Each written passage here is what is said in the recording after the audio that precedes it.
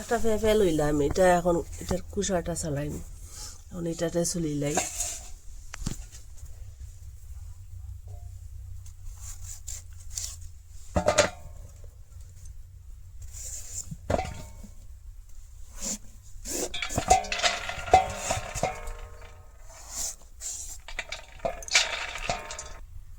এই যে ভিতরের যে বিচিগুলো আছে এটা দিয়ে ওরকম ফালাই দিন, এরকম পরিষ্কার করুন এটা।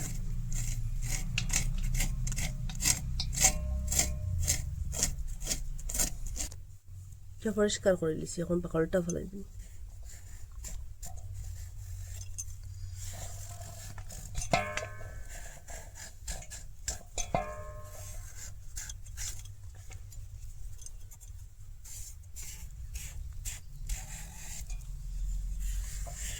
এরকম সবটার পাকড় ফেলাই দিন।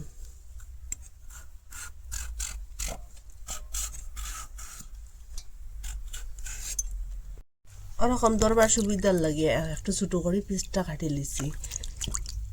এখন এটা জল দিয়ে খুব ভালো করে ধুয়ে একটা গামলার মধ্যে উঠাই রাখুন। এটা তাল লইছি, একটা গ্রেটার লইছি, এই যে বড় সাইডটা ওটা দিয়ে কাটিম গ্রেটারের।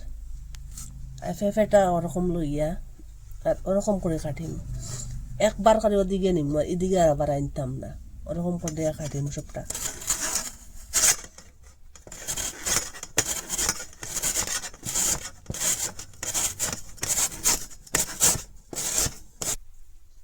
ওরকম করে লম্বা করে কাটিব ওইরকম, আর দর দিকে মারলে ছোটো হয়ে যাব গিয়া।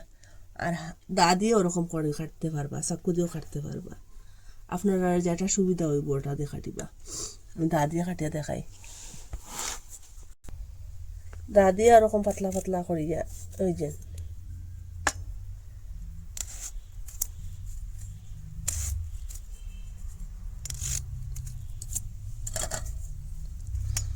ওরকম পাতলা পাতলা করে কাটিবা প্রথমে, গ্রেটার না থাকলে পরে ওরকম করে লম্বা লম্বা করে কাটিবা।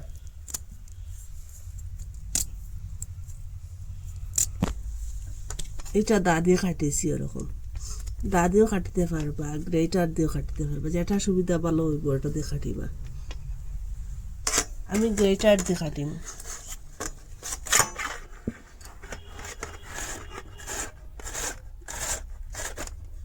চাউলের গুঁড়ি আর একটু ময়দা দিলাম, আর বেসন দিলাম আর 1 চামচ বড় চামচ দিয়ে।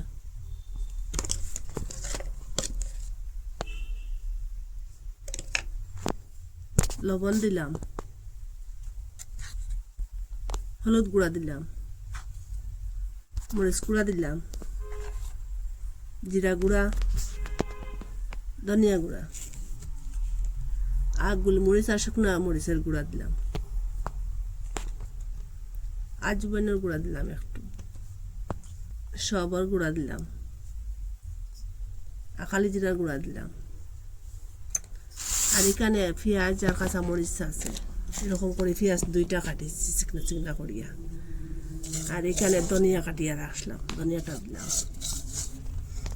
খুব ভালো করে এটা মিশাই।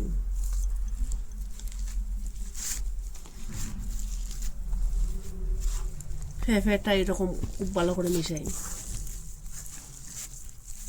এটা জল আর দিতে লাগতো না, ফেফে যে আগে কাটিছিলাম দইয়া এটার জলে উড়ে যাব। ময়দা দিছি তাহলে খুব আটটা হয়েছে, চাউলের গুঁড়ি আর ময়দা আটলা হয়ে গেছে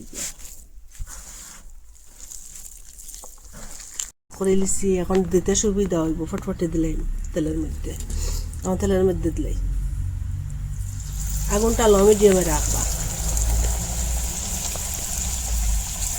আর নিচের দিকে দিয়ে জ্বলে দিব, আর ভিতরটা হইতো না,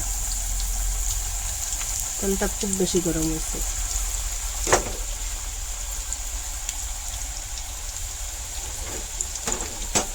পাল্টাই নাই।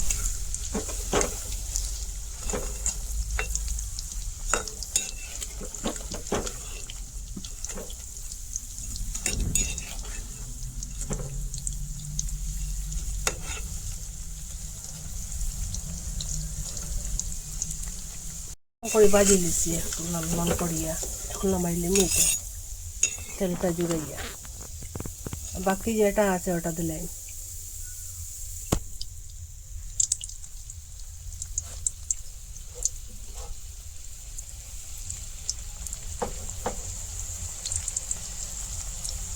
ওরকম করে সবটা দিলেন।